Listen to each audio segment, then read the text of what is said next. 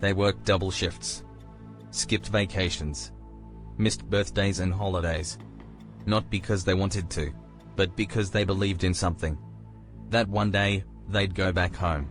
Not just to visit, but to stay. In the house they built. On the land they paid for. The life they left Nigeria to chase. Now repackaged and delivered back to the country they never stopped loving. But what if I told you that love, that trust, that sacrifice, turned into a trap? What if I told you that in city after city, Lagos, Abuja, Enugu, Port Harcourt, people just like you wired thousands, sometimes hundreds of thousands of dollars, and got absolutely nothing in return? What if I told you, the smiling agent who said, "Your papers are ready," was lying? What if I told you, the cousin you trusted to manage your build, had already sold the land to someone else? What if I told you, the estate your family danced in front of on YouTube, was demolished just months later? This isn't fiction. These are real people. Nurses, architects, tech workers, Uber drivers. Nigerians in the diaspora who believed, who hoped, who planned, and who lost everything. Their voices were shaky. Their stories were hard to hear. Some couldn't even finish their sentences. And when I sat down to listen, to really listen, what I uncovered left me speechless. This video isn't just about real estate. It's about betrayal. It's about broken trust. It's about watching your future collapse from thousands of miles away, and realizing you can't do a damn thing about it. One of these stories ends with a brother disappearing with nearly $100,000.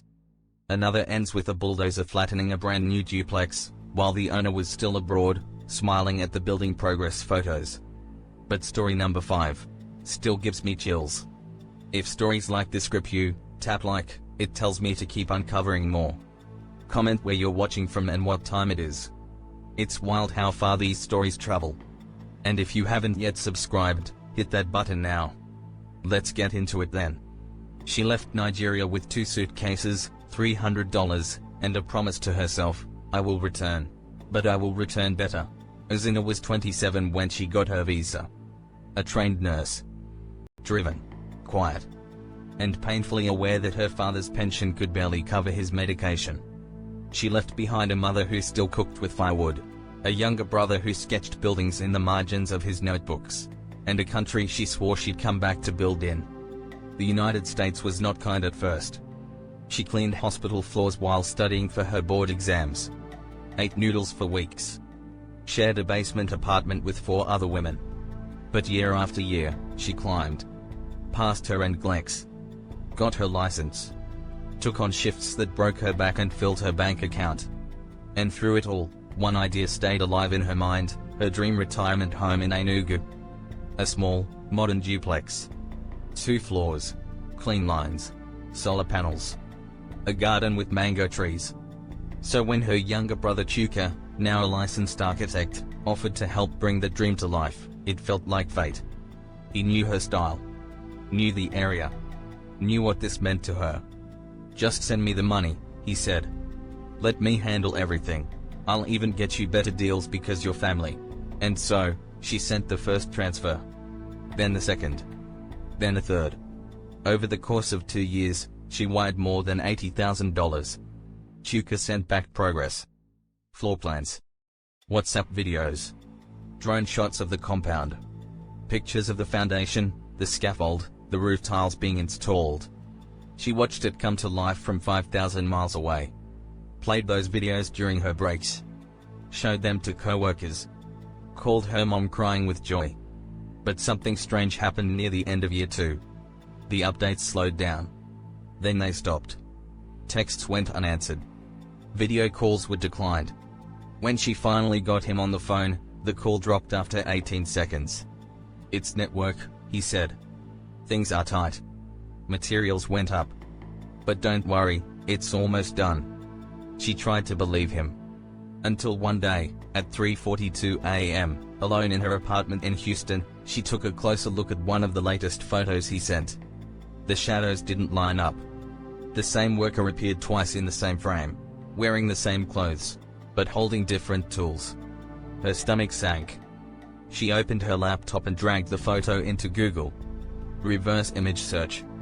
Within seconds, the exact photo popped up on the Nigerian construction blog. From 2 years ago. Different state. That was the moment she booked her flight.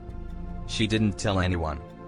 When she landed in Enugu, the sun was hot, but her hands were cold. She took a cab to the address she had memorized, heart pounding so hard it drowned out the driver's gospel music. The street looked different than in the photos. Smaller. Rougher. And when the car pulled up to the lot where her duplex was supposed to be, it was empty. No foundation.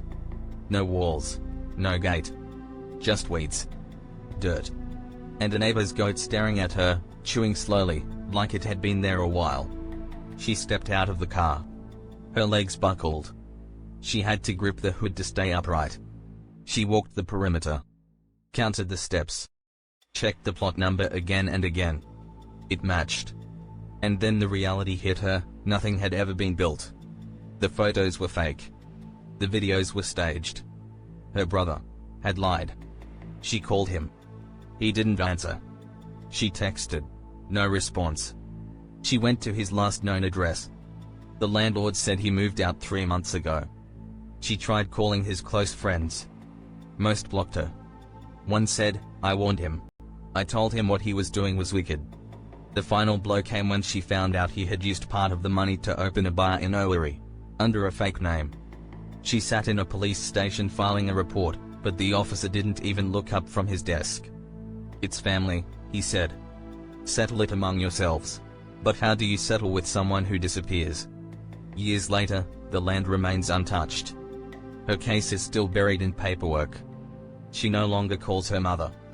No longer celebrates birthdays. When asked in a private interview what hurt most, she said this: it wasn't just the money. It was that I believed he loved me. I believed blood meant something. What hurts more than being scammed? Being scammed by blood. Story 2 is about a man who bought 3 plots of land, and ended up with nothing but forged papers and a court case he never asked for.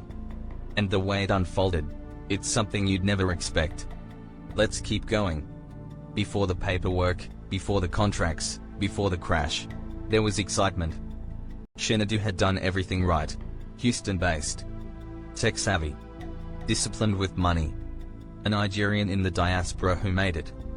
His software company had just landed a major healthcare contract, and for the first time, his earnings stretched beyond bills and bills alone. He didn't want a Porsche. Didn't want a Rolex. What he wanted was legacy. Rental flats. Passive income. Something stable. Something that would last. So when he found them, the polished Lagos-based real estate company that claimed to specialize in diaspora investments, everything seemed to click. They weren't street agents. These guys wore suits, spoke in smooth English, had office addresses, CAC registration, even a front desk with a receptionist who offered you bottled water. Their brochures were glossy. Their Instagram had reels of gated estates, drone shots, and testimonials from clients abroad holding keys and smiling in front of painted bungalows. And most convincing of all? They partnered with influencers. YouTubers. Pastors. Real estate consultants. Verified people with blue check marks who called the project the most secure land banking opportunity of 2022. Shenadu wasn't naive. He asked for site plans. He asked for a surveyor. He asked about the title. They smiled. Governor's consent, they said. Signed and stamped. We'll send a copy. And they did. A laminated document with logos, ribbons, and what appeared to be an official signature. He made the first payment. Then the second. Then wired the balance for all 3 plots in the new Future Coast Smart Estate in Ibejuleki. Total, $134,000. He even paid for the fence. Paid extra for corner plots. Paid for power cabling ahead of time. Every phone call, every email, every transaction came with politeness, responsiveness, and reassurance. Until, one Thursday afternoon, he got a call from a friend in Nigeria, someone he hadn't spoken to in years. Shenadu, is it true you bought land through Future Coast? Yes. Why? Have you checked the government GIS records? He hadn't. Why would he? Everything had seemed legitimate. But curiosity won. That night, he logged into the Lagos State Land Registry portal. Entered the coordinates from the document he was given. Nothing. He tried a second time. Still, nothing. Confused, he contacted a lawyer in Lagos who offered to conduct a proper title search. The result came 2 days later. Chinedu read the report 3 times before he could understand what it meant. The land didn't belong to Future Coast. It didn't even belong to a private citizen. It belonged to the Lagos state government, and had been zoned for coastal protection and marine conservation. No one could legally own it. No one could legally sell it. His documents were forged. He sent emails. No reply. He called their office. Switched off. He messaged the company Instagram. It had been wiped clean. He checked again. The name of the company had changed. Same faces. Different logo. Different slogan. Now rebranded as a real estate tech startup. And just like that, the trail disappeared. He flew down. Tried to lodge a report with the FCC. They told him to come back with more victims. He tried a TV station. They asked for supporting funds before airing the story. He went to the physical site. The gate was locked. The security guard had been removed. The land? Still untouched, swampy, wild, and unbuildable. It was then the metaphor hit him: buying land in Nigeria without verifying the title is like dating someone who's already married. It might feel good until the spouse shows up. Except in this case, the spouse was the state government. They weren't just showing up. They had already declared the land a protected zone. Which meant even if Chinedu bulldozed the site and poured his foundation overnight, it would be removed. With force. His lawyer sighed. "My brother, you didn't buy land. You bought paper. Years have passed." His case sits in a file cabinet under the desk of a junior EFCC investigator who no longer works there. Future Coast rebranded twice. The influencers who endorsed the deal deleted their videos. And Chinedu? He went back to Houston with a lesson he never asked to learn. Every time he hears the word investment, his jaw tightens. He still drives past real estate signs in Lagos with one thought in his mind: how many of these are just expensive illusions? Think that's wild? The next story involves an entire street of stolen dreams. A new estate with dozens of buyers, where the only thing ever built was a front gate and a lie. Let's keep going. Her story was everywhere. From street hawker to real estate mogul. She spoke at TEDx. Was interviewed on Arise TV. Quoted in Forbes Africa. Femi was skeptical. But Ngozi said, "She reminds me of you. Driven. Straightforward. Let's take the chance." So they did. They sold their 3-bedroom home in Brampton. Moved into a rented apartment. Wired $148,000 in 4 tranches. 3 plots. Full infrastructure package. 1-year delivery guarantee. The welcome was warm. They were added to a private WhatsApp group. Got PDF receipts, 3D renderings with their names on it, and even a virtual allocation ceremony posted on Instagram. Month 1, a video update. Foundation being dug. Month 2, a drone shot of a cement truck on a dusty road. Month 3, silence. By month 6, updates were sporadic. The CEO was now traveling for an international speaking tour. The influencer had stopped responding to DMs. By year 1, the couple visited Nigeria. What they found was shocking. A giant black gate with a gold logo reading Emerald Grove. A uniformed security man at the front. But no buildings. No infrastructure. Just overgrown bush behind the gate. They requested to enter. The guard refused. Management said no entry without appointment. Family asked, "Where is the office?" "Closed for maintenance," came the reply. They drove around the back. Found a broken section of the fence. Climbed over. Inside? Nothing. No roads. No water. No development. No staff. Just red soil and dreams buried under silence. They tried calling the customer care line. Disconnected. They emailed. Bounced. The influencer had wiped all Emerald Grove videos off her page. When Ngozi left a comment on her post asking for an update, she was blocked. The other buyers in the WhatsApp group were starting to panic. That's when one member revealed something terrifying. She had gone to a lawyer to check the status of the estate. A certificate of occupancy. had never been applied for. It wasn't that the project was delayed. It was never legal to begin with. There was no C of O, no land title, no approval for layout or development. It was all an illusion, crafted to be sold to people who lived too far to check. Multiple families began organizing a class action lawsuit. Some had invested their pensions. Some had borrowed. One family sold 2 homes in Vancouver, moving into a basement with 3 children just to buy early into the future. But by year 3, the CEO had vanished. Her LinkedIn said on sabbatical. The company's website redirected to an error page. Their Instagram had been deleted. And the gate at Emerald Grove still stood, untouched, as if mocking everyone who dared believe. The land is still there. But it's not an estate. It's a graveyard of trust. Let's keep going. If trust is the currency of real estate, then Aja is a counterfeit capital. Tammy was never careless with money. In her late 30s, a chartered accountant in the UK, she understood risk. Understood audit trails. Understood that big returns didn't come without scrutiny. She had helped clients invest, save diligently, triple-checked contracts before signing anything. So when she finally decided to buy her first property in Lagos, she approached it the way she approached her career, methodical, analytical, careful. She wasn't looking for anything extravagant. Just a 2-bedroom flat in a developing estate. Somewhere she could rent out for income and use occasionally during Christmas trips home. Aja seemed perfect. A sweet spot, close enough to Lekki, affordable enough to feel safe. She started her search the modern way, online. And almost immediately, she was flooded with listings. WhatsApp messages, video walkthroughs, PDFs of available units. Voice notes saying, "Madam, act fast ho, it's almost gone." Overwhelmed, she posted in a UK Nigerian Facebook group asking for guidance. That's when the recommendations started rolling in. One name kept popping up, Mrs. T. A seasoned agent, verified on Property Pro, known for helping Nigerians abroad. Had even done an Instagram live with a pastor on real estate transparency. Tammy reached out. Mrs. T was professional. Sent scanned ID. Provided CAC documents. Shared her lawyer's contact.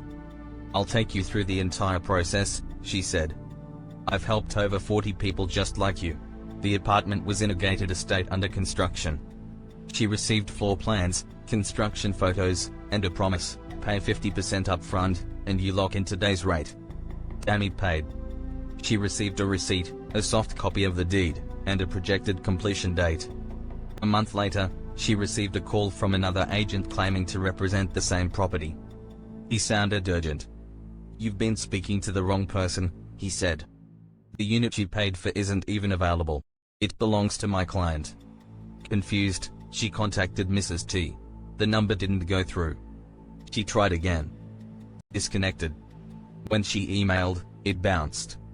Something in her stomach twisted. She called the lawyer Mrs. T had connected her with. A man who claimed to be handling her documents. He told her, coldly, "Madam, I know day work with that woman again. She day cause wahala." Now panicked, Tammy called a friend in Lagos and asked him to visit the property physically. What he found was chaos. There were 3 different agents claiming to represent the same flat. 2 had active listings on property sites. 1 had a signed affidavit showing an ownership transfer from a supposed original owner who had died. That's when things turned dark. The so-called death certificate used in that affidavit was forged.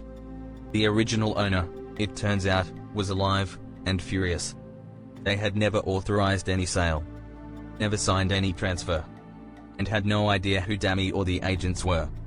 The property had become a ghost house, haunted by paperwork.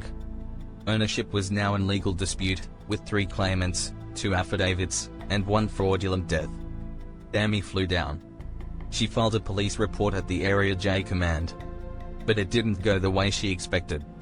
Instead of investigating, the officer on duty asked her, "Madam, now you carry money go give fraudster. Wetin you want make we do?" She pushed. The case was accepted, but no arrests were made. Instead, she was advised to settle privately or wait for court resolution. No timeline, no resolution, no flat. Her money, $45,000, was unrecoverable. But what stung more than the loss was the aftermath. She stopped answering calls, avoided group chats. She couldn't sleep. Her chest tightened whenever her phone rang with a Nigerian number. She began second-guessing everything. Emails, friends, conversations. A harmless message from her bank, "Is this transaction yours?" would send her into a spiral of suspicion. She stopped trusting, stopped smiling. And in one tearful therapy session, she said something she hadn't even admitted to herself: "I used to believe people. Now, I check my locks 3 times before bed." When trust breaks, paranoia moves in. And once it enters, it never fully leaves. Let's continue. He was a builder by trade. Not the kind who flipped cement with bare hands. The kind who understood civil codes, soil stress calculations, and structural integrity. If anyone should have known how to protect an investment, it was him. Obina had spent 18 years in Qatar working on high-rise projects. A respected site manager. By the time he moved his family back to Nigeria, he had saved enough to buy 3 properties and still keep a buffer. He wasn't just investing, he was returning home with knowledge. With pride. And this time, he wasn't buying through cousins or WhatsApp agents. He bought directly from a new estate company backed by a powerful name, someone who once held a Senate seat. Someone who appeared on stage beside the governor. Someone whose face was printed on the banners at the project launch. The estate was called Civic Paradise. Obina attended the groundbreaking ceremony in person. Shook hands with the politician. Took selfies with uniformed security, even shared drinks with the project leads under a branded canopy. The title papers were flawless. Government gazetted. Survey stamped. Certificates embossed. Verified. This was the safest real estate money could buy. He wired in $78 million for a corner plot with dual road access. He poured his own concrete. Shipped in imported tiles. Took delivery of Italian bathroom fittings.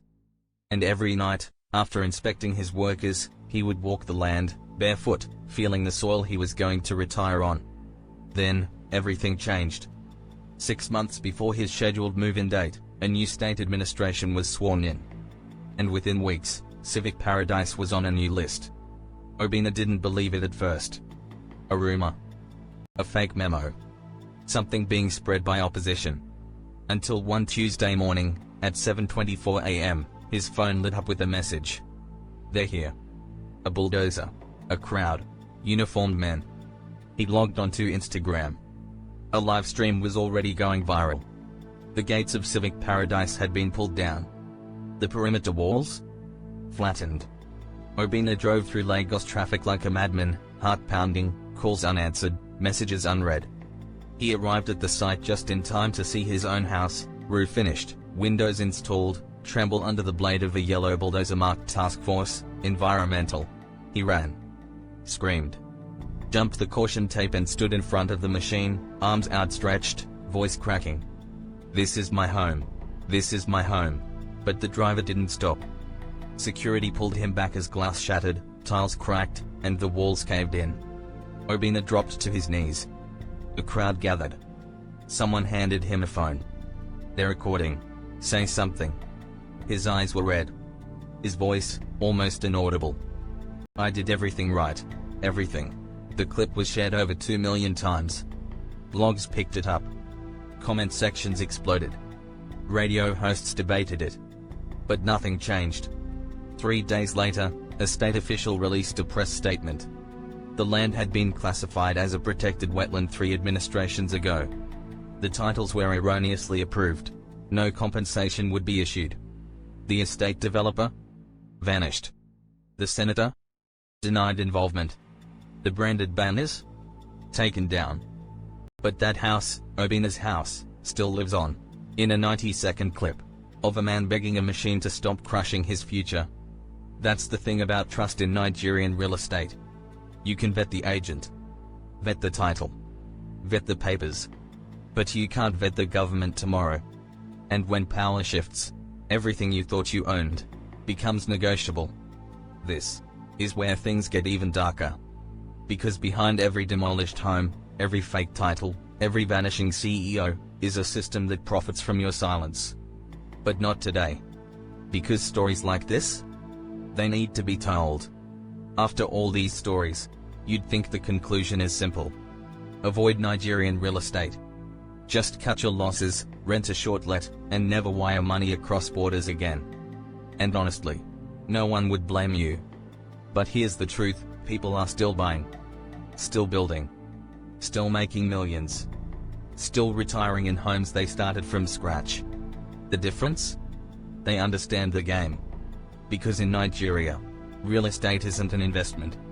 It's a battlefield. And you don't survive a battlefield with hope. You survive with strategy. Let's break it down. First, vet the title. Not the surface-level PDFs they send you. We're talking real verification. That means requesting the survey plan and cross-checking it directly with the state land registry.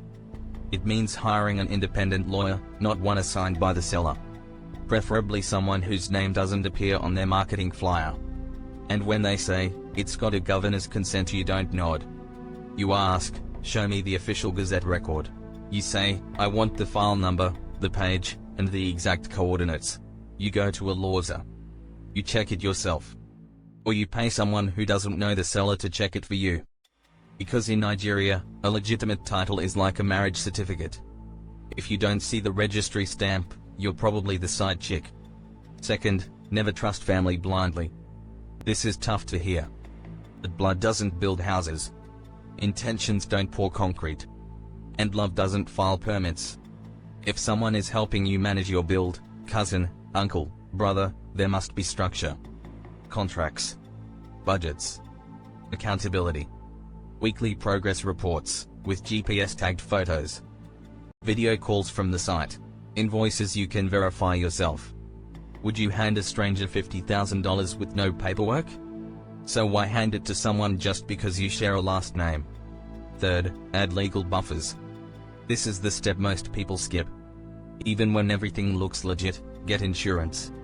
There are now local firms offering development protection, fraud cover, even dispute resolution insurance on land purchases. Yes, it costs more. But ask yourself, what's more expensive? Paying 2% upfront to be safe, or losing everything overnight? And beyond that, use escrow. If the seller demands full payment before you even set foot on the site, run. Find developers that accept milestone-based payments, or use registered trustees. Because in Nigerian real estate, every naira you spend without legal shielding is a coin flipped into a pit.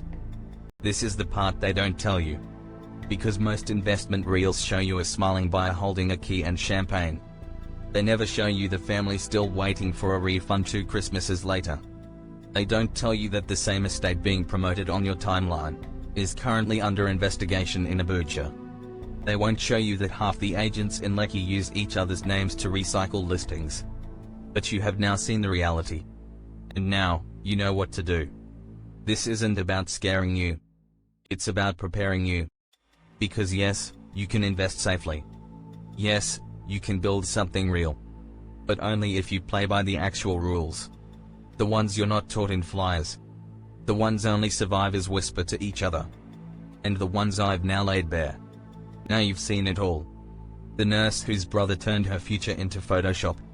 The tech entrepreneur whose land was a government zone in disguise. The couple who traded their Canadian home for an empty gate and an Instagram filter. The accountant who trusted the wrong voice and spiraled into silence. The engineer whose house was built strong, but not strong enough to survive politics. You know what they wish they knew. You've walked through the traps. Felt the heartbreak. Seen the money disappear. And maybe you're wondering, is there anything left to say? Yes. Because there's one story I didn't include here. It involves a US pastor, a fake bishop, and over 100 acres of land that locals now call cursed ground. No one builds there. No one lives there. And the ones who tried, never came back. So hit subscribe. And share this with someone who's thinking of buying property back home. Because this isn't just a video. It's a warning. See you in the next one.